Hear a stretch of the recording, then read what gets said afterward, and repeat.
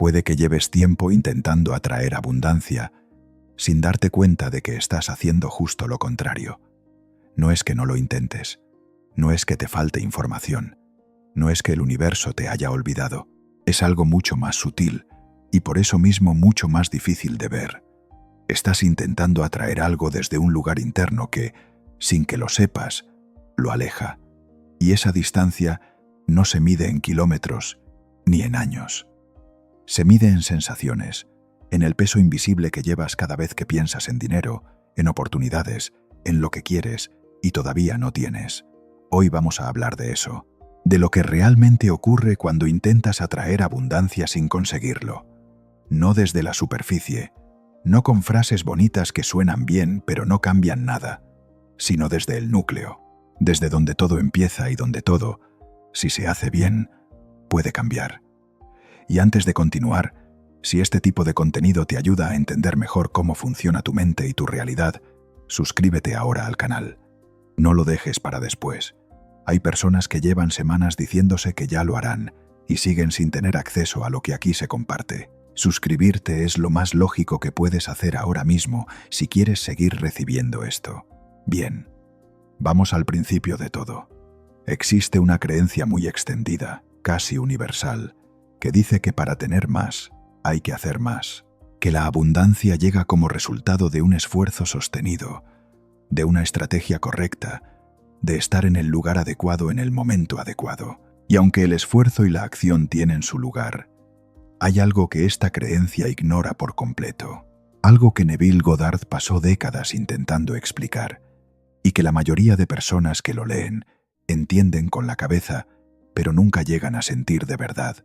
La abundancia no es un destino, es un estado, y ahí está el error fundamental.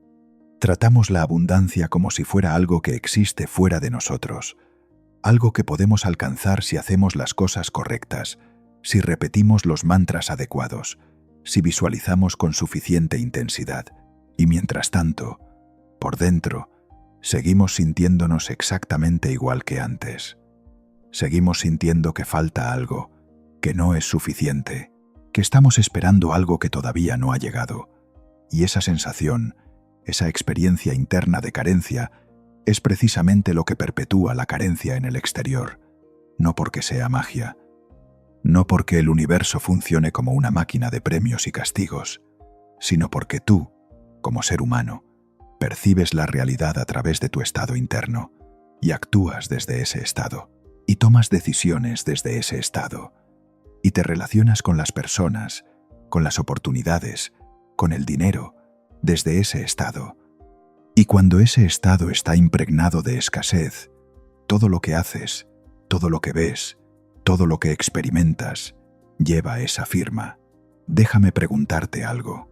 ¿Sientes que te cuesta atraer abundancia en tu vida? Si es así, escribe en los comentarios la palabra abundancia, porque lo que voy a decir a continuación es para ti específicamente. Piensa en alguien que conoces, o piensa en ti mismo en algún momento de tu vida que haya querido mejorar su situación económica. Quería ganar más dinero, lo deseaba con toda su fuerza, se lo repetía a sí mismo cada mañana, quizás incluso hacía afirmaciones, escribía sus metas, visualizaba su cuenta bancaria llena, y sin embargo, mes tras mes, la situación seguía igual, o incluso empeoraba. ¿Por qué ocurre eso? Porque hay una diferencia enorme, abismal, entre desear algo y habitarlo, entre querer abundancia y ser abundancia. Y mientras esa persona repetía sus afirmaciones, en el fondo de su experiencia, en esa capa más profunda que no se puede fingir, seguía sintiendo exactamente lo mismo que antes: preocupación, urgencia, miedo, la sensación constante de que el dinero nunca alcanza, de que siempre hay más salidas que entradas, de que algo puede salir mal en cualquier momento. Y aquí es donde casi todo el mundo se equivoca. Creen que el problema es externo, que necesitan una oportunidad mejor, un trabajo mejor pagado, un golpe de suerte. O creen que el problema está en su técnica de manifestación, que no visualizan bien, que no son lo suficientemente constantes, que les falta fe. Pero el problema no está ni fuera ni en la técnica. El problema está en el estado desde el que operan. Neville Goddard lo explicó de una forma que, la primera vez que la lees, parece demasiado simple para ser verdad.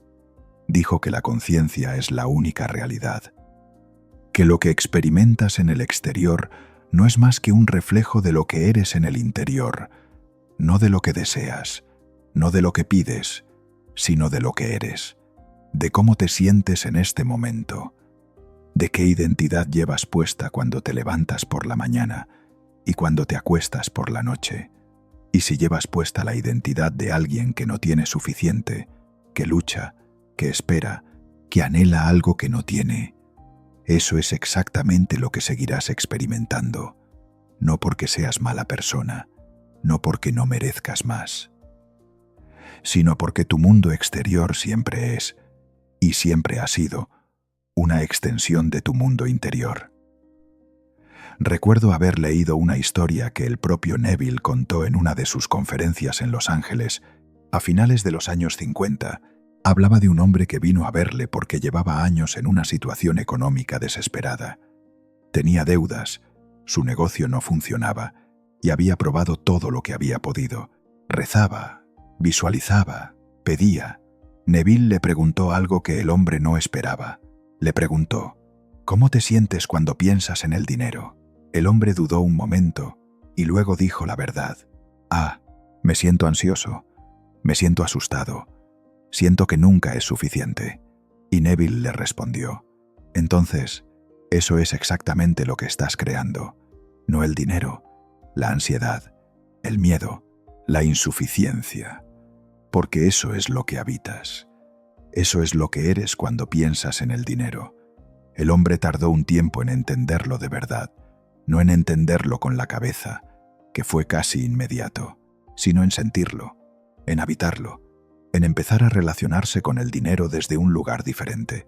Y cuando lo hizo, cuando realmente cambió el estado desde el que operaba, las circunstancias externas comenzaron a moverse, no de forma milagrosa y repentina, sino de la forma en que siempre ocurre cuando algo cambia por dentro, gradual, consistente y con una lógica interna que, mirando hacia atrás, parece inevitable. Pero para llegar a entender cómo hacer ese cambio, primero necesitamos entender con precisión qué es la escasez y por qué es tan poderosa. La escasez no es simplemente tener poco dinero. La escasez es una forma de percibir la realidad, es una lente, y como todas las lentes, filtra lo que ves y lo que no ves. Cuando operas desde la escasez, tu cerebro, literalmente, tiene menos capacidad para ver oportunidades, para pensar con claridad, para tomar decisiones estratégicas. Esto no es metáfora. Hay investigaciones psicológicas que demuestran que el estado mental de escasez ocupa ancho de banda cognitivo. Literalmente te hace menos capaz de pensar bien. Pero hay algo aún más profundo que lo cognitivo. La escasez te hace actuar de formas que refuerzan la escasez. Te hace aferrarte, te hace ser reactivo en lugar de creativo. Te hace tomar decisiones desde el miedo en lugar de desde la visión. Y esas decisiones, tomadas una tras otra, construyen una vida que confirma exactamente lo que temías. Piensa en esto. Imagina a alguien que tiene miedo de perder su trabajo. Ese miedo hace que trabaje de forma más rígida, que evite proponer ideas nuevas por temor a equivocarse, que no se relacione bien con sus compañeros porque está siempre en modo de autoprotección. Y paradójicamente, ese comportamiento, nacido del miedo a perder el trabajo, lo hace menos valioso para la empresa. Aumenta la probabilidad de lo que más temía, no porque el universo sea cruel, sino porque el estado interno determina el comportamiento y el comportamiento determina los resultados. Este es el punto clave. No es que la abundancia llegue porque te la mereces o porque hayas repetido las afirmaciones correctas. Llega porque cuando cambias el estado desde el que operas, cambias literalmente cómo te mueves por el mundo. Cambias qué oportunidades ves. Cambias cómo te relacionas con las personas. Cambias qué decisiones tomas.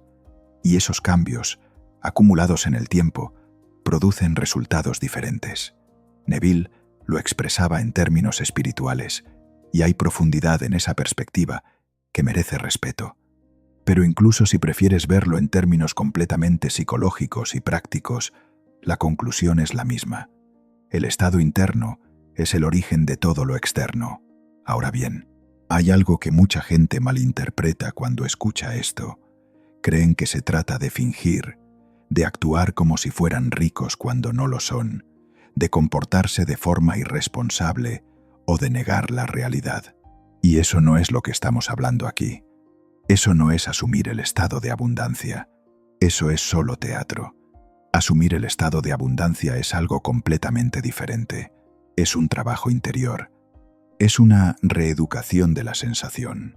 Es aprender a relacionarte con la realidad desde un lugar diferente, no negando lo que existe, sino cambiando el significado que le das y la postura emocional desde la que lo enfrentas. Déjame darte un ejemplo concreto.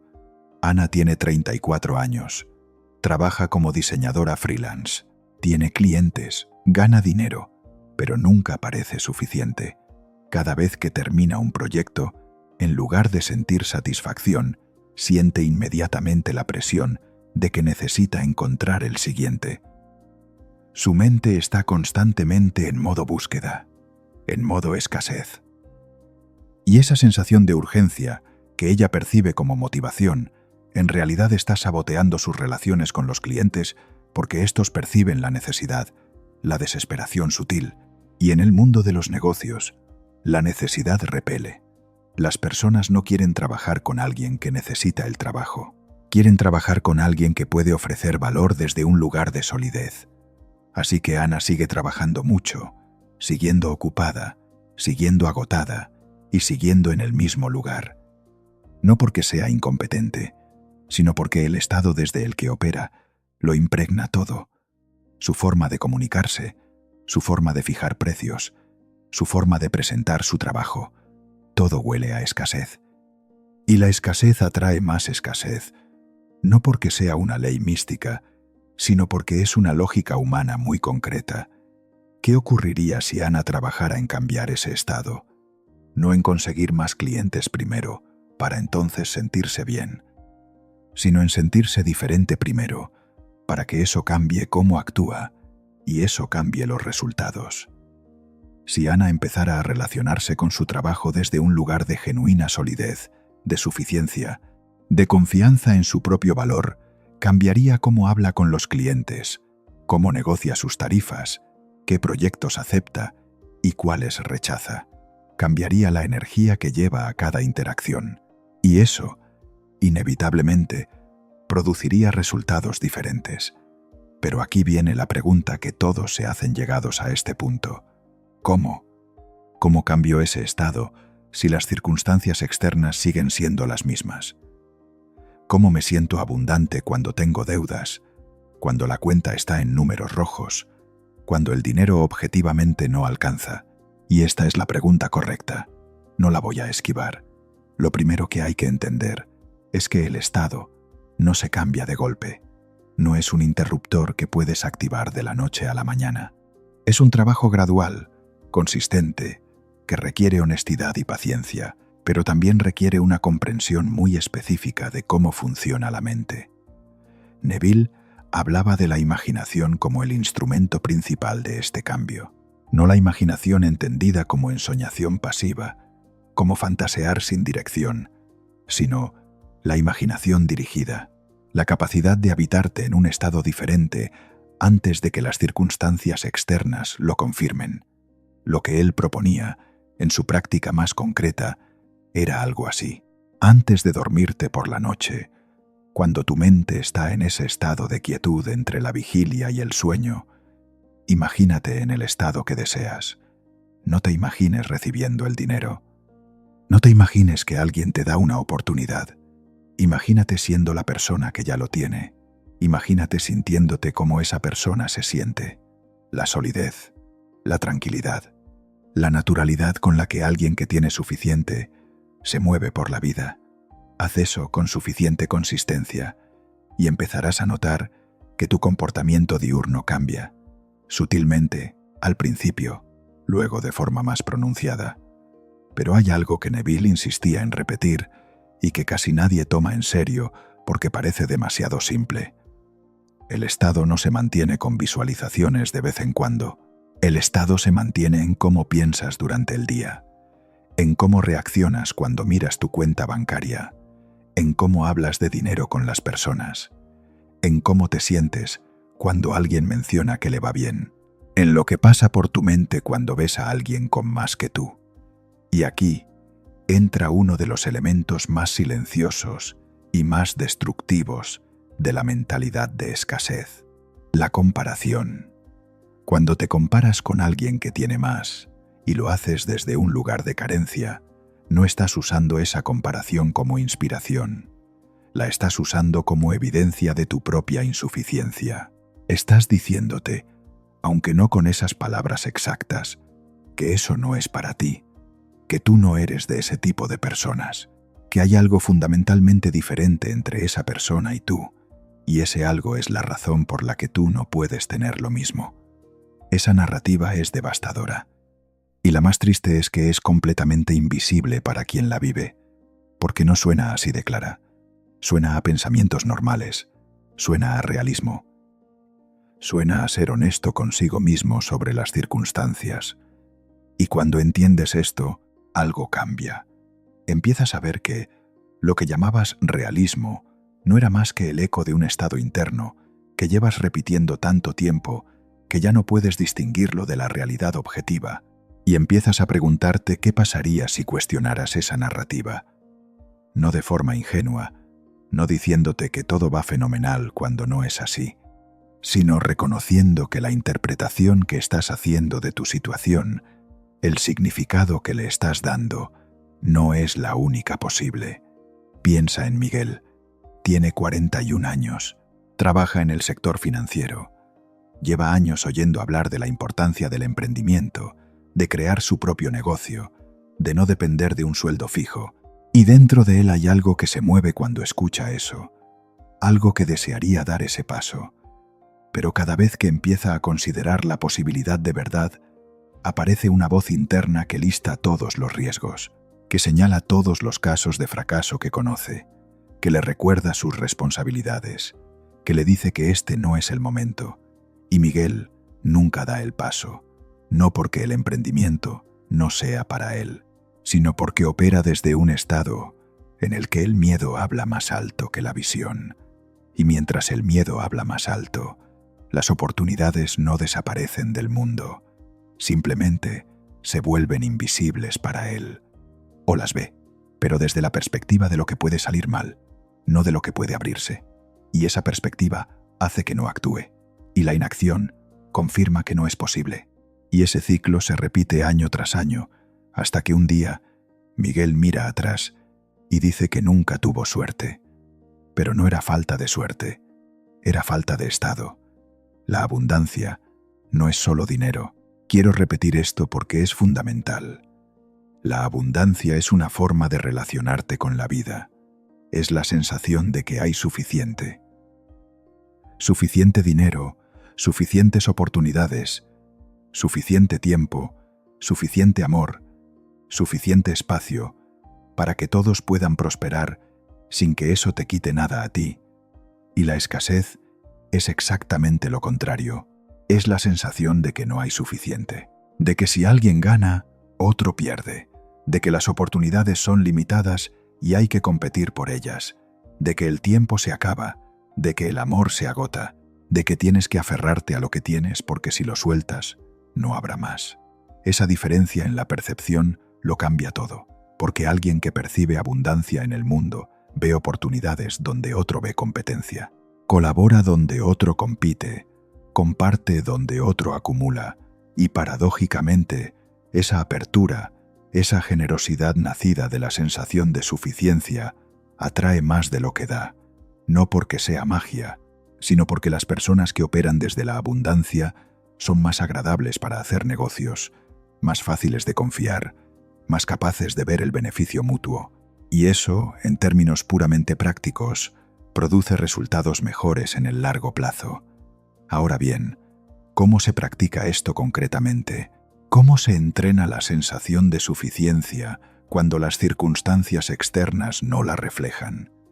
Lo primero es empezar a prestar atención a lo que ya tienes, no como un ejercicio de gratitud forzada, no como decirte a ti mismo que deberías estar contento con lo que hay porque hay personas peor que tú. Eso no cambia nada. Lo que sí cambia algo es empezar a entrenarte en ver la abundancia que ya está presente en tu vida, pero que el estado de escasez te ha vuelto completamente invisible. Tienes tiempo. No todo el que quisieras, probablemente, pero tienes tiempo. Lo que haces con él es una elección que tomas continuamente, aunque no lo parezca. Tienes relaciones, algunas más profundas que otras, pero tienes personas en tu vida. Tienes capacidades, cosas que sabes hacer que para otra persona serían imposibles. Tienes acceso a información, a conocimiento, a herramientas que generaciones anteriores ni podían imaginar. Nada de esto elimina los problemas reales. Nada de esto dice que las dificultades económicas no son difíciles. Lo son, pero el punto no es negar las dificultades. El punto es no dejar que las dificultades sean la única realidad que ves, porque cuando son la única realidad que ves, también son la única realidad desde la que actúas. Y actuar solo desde las dificultades produce resultados que confirman las dificultades. El segundo elemento práctico es empezar a observar tus pensamientos sobre el dinero, no para juzgarlos, sino para conocerlos, porque muchas personas tienen una relación con el dinero que está completamente gobernada por creencias que absorbieron en la infancia y que nunca han cuestionado. ¿Qué decían en tu casa sobre el dinero? Que era difícil de conseguir, que los ricos eran de cierto tipo de persona y que ese tipo de persona no era admirable, que hablar de dinero era de mala educación, que pedir más era ser ambicioso en el mal sentido. Esas creencias no son tuyas, las heredaste, y si nunca las has examinado, están operando en el fondo, influenciando cada decisión que tomas con respecto al dinero sin que seas consciente de ello. Neville Goddard creía firmemente que la identidad es el factor determinante, no lo que tienes, no lo que haces, sino quién crees que eres. Porque lo que crees que eres determina lo que consideras posible para ti, lo que consideras que mereces, lo que te permites desear y lo que rechazas antes de que llegue, porque en algún nivel no te sientes digno de ello. Y este es quizás el punto más delicado de todo lo que hemos hablado hoy, porque hay personas que conscientemente quieren la abundancia, que la desean, que trabajan por ella, pero que en un nivel más profundo, en ese nivel donde viven las creencias heredadas y las identidades construidas en la infancia, no se creen capaces de tenerla, no se creen dignos de ella. Y esa disonancia entre lo que quieren conscientemente y lo que se creen inconscientemente genera una fricción interna que se manifiesta como obstáculos externos constantes. Cuando esa disonancia se resuelve, cuando hay coherencia entre lo que deseas y lo que crees ser, el movimiento exterior empieza a ocurrir de una forma que antes parecía imposible. Y aquí viene algo que quiero decirte con mucho cuidado, porque es fácil de malinterpretar. Cambiar la identidad interna no significa construir un ego inflado. No significa decirte a ti mismo que eres el mejor, que mereces todo, que nadie es mejor que tú. Eso no es identidad de abundancia. Eso es compensación por una sensación de insuficiencia que sigue ahí debajo. La identidad de abundancia es mucho más tranquila, es mucho más silenciosa. Es la sensación profunda de que hay espacio para ti en este mundo, de que lo que tienes que ofrecer tiene valor, de que las oportunidades existen y son accesibles, de que no necesitas luchar de la misma forma desesperada porque hay suficiente. Esa sensación no se impone, se cultiva, con paciencia, con práctica, con la disposición de observar cuando el estado de escasez se activa, de no identificarte automáticamente con él y de elegir, en la medida de lo posible, responder desde un lugar diferente. Neville decía algo que se ha repetido muchas veces, pero que pocas veces se entiende en toda su profundidad. Decía que el hombre dormido es aquel que no sabe que su mundo interior crea su mundo exterior, y el hombre despierto es aquel que lo sabe y trabaja con ello de forma consciente.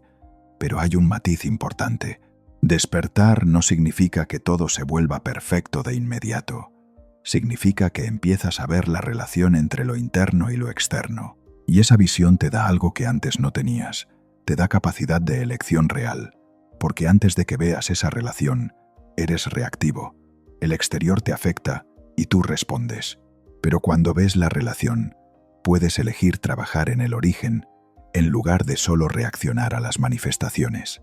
Y eso es un poder enorme. Piensa en Laura. Laura tiene 26 años. Siempre ha sentido que el dinero es algo que le cuesta conseguir, que para ella, a diferencia de otras personas, nunca fluye con facilidad. Esa narrativa la ha acompañado desde que empezó a trabajar y ha tomado decisiones basada en esa narrativa. No ha negociado su sueldo porque no creía que pudiera conseguir más. No ha pedido ascensos porque no creía merecerlos.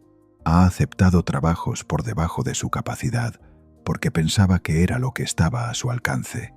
Y si alguien desde fuera observara la vida de Laura, pensaría que las circunstancias le han sido desfavorables, que ha tenido mala suerte, que el mercado laboral es injusto, pero lo que nadie ve es que Laura ha estado tomando decisiones, una tras otra, que confirman la narrativa que tiene sobre sí misma y sobre el dinero. No conscientemente, no queriendo, sino porque desde dentro de esa narrativa, esas decisiones parecen lógicas, parecen realistas, parecen lo correcto. Cuando Laura empiece a cuestionar esa narrativa, a examinarla, a preguntarse de dónde viene y si es realmente verdad, empezará a tomar decisiones diferentes, pequeñas al principio. Quizás negocia un proyecto freelance y pide más de lo que hubiera pedido antes. Quizás levanta la mano en una reunión para proponer algo que antes habría callado. Quizás dice que no a algo que no le conviene en lugar de aceptarlo por miedo a que no haya otra opción. Y cada una de esas pequeñas decisiones diferentes construye, piedra a piedra, una realidad diferente. No porque el universo haya cambiado, sino porque ella ha cambiado cómo se mueve dentro del universo. Este es el proceso real. No es instantáneo, no es glamuroso, pero es profundo y es duradero. Y aquí es donde casi todo el mundo se equivoca otra vez. Buscan la transformación rápida, el momento en que todo cambia de golpe, la señal del universo, el golpe de suerte que confirma que la ley de atracción funciona. Y como eso no suele ocurrir de forma dramática, concluyen que no funciona, que el método es falso, que ellos son la excepción a la que nada le funciona. Pero la transformación real, la que dura, la que cambia verdaderamente la relación con la abundancia, ocurre de forma gradual. Ocurre en los momentos cotidianos, cuando eliges no catastrofizar ante una factura inesperada, cuando ves un precio alto y en lugar de pensar automáticamente que no puedes pagarlo, te preguntas, ¿cómo podrías? Cuando alguien te habla de su éxito y en lugar de sentir que eso te quita algo a ti, sientes que es una evidencia de lo que es posible. Esos momentos pequeños, esas elecciones microscópicas de perspectiva, acumuladas en el tiempo, son las que cambian el estado, son las que reconfiguran la identidad, son las que abren el camino hacia una relación diferente con la abundancia. Neville también hablaba del poder del agradecimiento, pero de una forma que es importante matizar. No hablaba del agradecimiento como técnica, no hablaba de escribir una lista de cosas por las que estás agradecido cada mañana como ritual mecánico. Hablaba del agradecimiento como una postura, como una forma de relacionarte con lo que ya tienes que activa en ti la sensación de suficiencia, porque el agradecimiento genuino, el que no es forzado, sino que emerge de verdad, cuando te permites sentir el valor de lo que ya está aquí, te saca temporalmente del estado de escasez. Y en esa salida temporal, aunque sea breve, experimentas lo que es posible. Experimentas cómo se siente operar desde la suficiencia. Y esa experiencia, aunque sea fugaz, te da un punto de referencia real al que puedes volver. Hay personas que, cuando hacen este trabajo de verdad, describen una experiencia específica. Dicen que hay un momento en que algo se asienta, en que la urgencia crónica con respecto al dinero disminuye, no porque hayan resuelto todos sus problemas económicos, sino porque su relación con esos problemas ha cambiado. Los ven de forma diferente, los enfrentan de forma diferente, y esa diferencia produce, gradualmente, resultados diferentes. Y sé que hay una parte de ti que está leyendo esto y pensando que suena bien en teoría, pero que la realidad es más complicada, que tienes deudas reales, compromisos reales, presiones reales. Y tienes razón, la realidad es complicada, las dificultades económicas son reales y a veces muy pesadas. Pero lo que estamos hablando aquí no niega eso. Lo que estamos diciendo es que hay dos formas de enfrentar esa realidad complicada. Desde la escasez, que la ve como confirmación de que nunca habrá suficiente, que toma decisiones reactivas y cortoplacistas, que se agota en la lucha y no genera movimiento real, o desde un estado de mayor solidez interna, que ve los problemas como situaciones a resolver, que toma decisiones desde la visión en lugar del miedo, que actúa desde la creatividad en lugar de la desesperación. La segunda forma no resuelve los problemas mágicamente, pero produce mejores decisiones. Y mejores decisiones, sostenidas en el tiempo, producen mejores resultados. Esto es lo que Neville quería decir cuando hablaba de asumir el estado. No era una invitación a la fantasía, era una invitación a un trabajo profundo de reconfiguración interna que tiene consecuencias prácticas reales en el mundo exterior. Ahora quiero que pienses en una cosa específica. Piensa en el área de tu vida donde más claramente sientes escasez. Puede ser el dinero, sí, pero puede ser también el tiempo, las oportunidades, las relaciones, el amor, la creatividad, el reconocimiento. ¿Dónde sientes más claramente que falta algo? ¿Dónde está la urgencia más fuerte, la sensación más persistente de que no hay suficiente? Ahora pregúntate esto. ¿Cómo actuarías en esa área si sintieras que hay suficiente? No que ya tienes todo lo que quieres, sino que hay suficiente, que el mundo es abundante y tiene un lugar para ti en él. ¿Qué harías diferente? ¿Cómo hablarías diferente? ¿Qué decisiones tomarías que ahora no tomas? Esa distancia entre lo que harías desde la suficiencia y lo que haces desde la escasez es exactamente el trabajo que tienes por delante, porque cada vez que puedes actuar desde la suficiencia, aunque todavía no la sientas completamente, cada vez que puedes tomar esa decisión que tomaría alguien que confía en que hay suficiente, estás practicando el estado, estás entrenando la identidad, estás reorientando tu brújula interna, y eso tiene efectos reales, efectos medibles, aunque no inmediatos. Neville lo llamaba de muchas formas.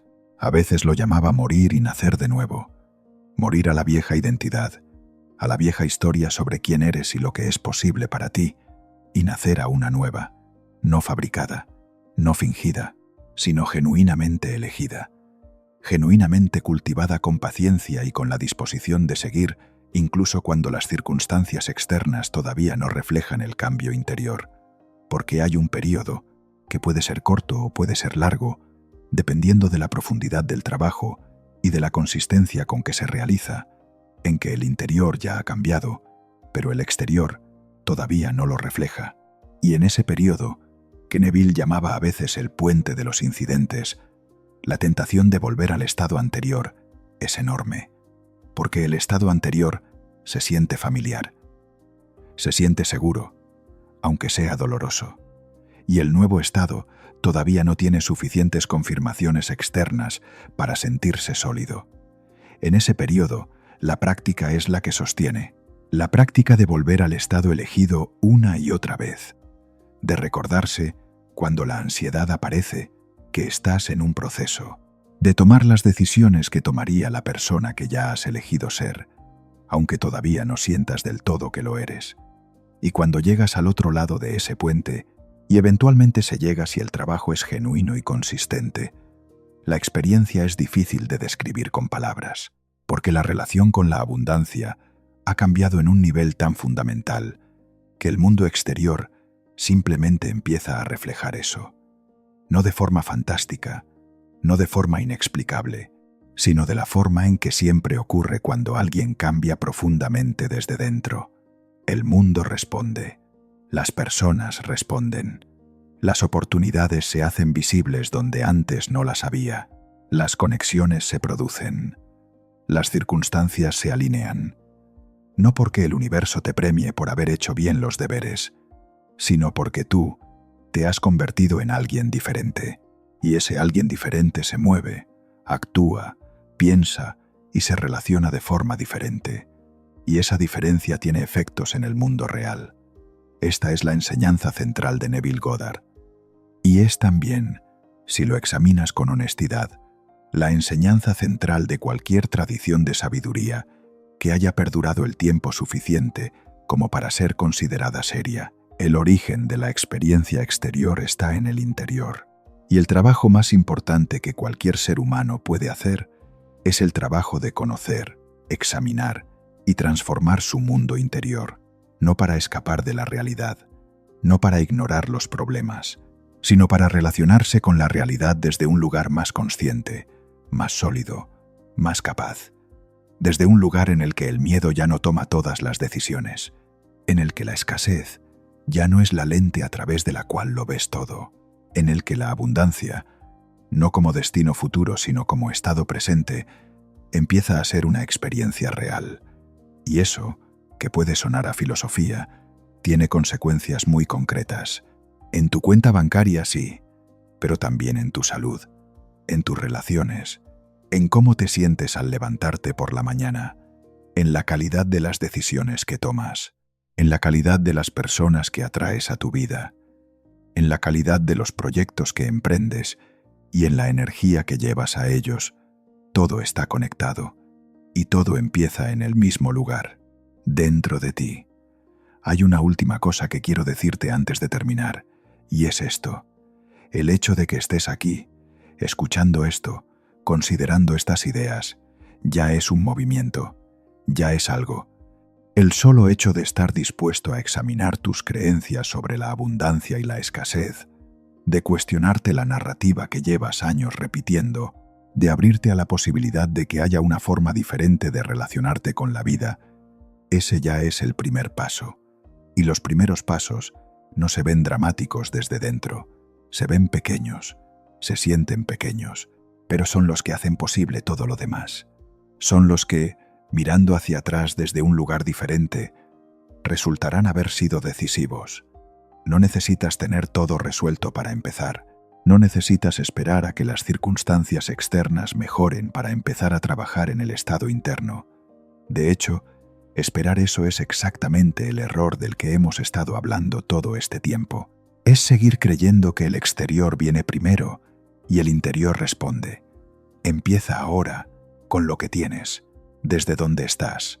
Empieza a prestar atención a cómo te sientes cuando piensas en el dinero, en las oportunidades, en lo que quieres. Empieza a identificar cuándo el estado de escasez se activa. Empieza a preguntarte qué haría, qué pensaría, cómo se movería alguien que genuinamente siente que hay suficiente. Y practícalo, un día, luego otro, y otro, sin esperar resultados inmediatos. Sin medir cada semana si el mundo exterior ya ha cambiado. Simplemente manteniendo el trabajo interior con la consistencia de quien sabe que los frutos de este tipo de trabajo no se recogen de inmediato, pero sí se recogen. La abundancia no es algo que atraes, es algo que eres. O más precisamente, es algo que te permites ser cuando dejas de habitar la escasez como si fuera tu única opción, y tú tienes esa capacidad, no en algún momento futuro ideal, ahora, con esta vida, con estas circunstancias, con todo lo que hay y todo lo que falta. Ahí es donde empieza todo. Si este contenido ha resonado contigo, si hay algo aquí que ha movido algo dentro de ti, aunque sea de forma sutil, suscríbete al canal ahora, no porque sea un trámite, sino porque lo que hacemos aquí, explorar estas ideas con honestidad y profundidad, es un trabajo que merece seguirse, y si no te suscribes, simplemente lo perderás. Lo olvidarás entre el ruido de todo lo demás. Y este tipo de trabajo, el trabajo real de cambiar desde dentro, necesita continuidad, necesita volver a él, necesita que lo riegues. Suscríbete. y nos vemos en el próximo vídeo.